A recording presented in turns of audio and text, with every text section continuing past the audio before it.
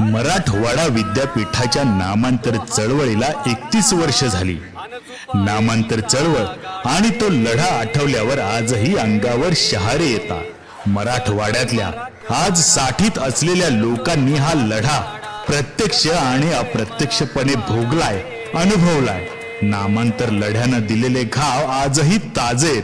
विद्यापीठाला मिळालेलं बाबासाहेबांचं नाव आजही काळजावर कोरलेलं आहे. भलेही जखमा भरून निघाल्या असतील, पण त्या जखमांच्या खुणा आजही आमच्या माणसांच्या काळजावर आहेत.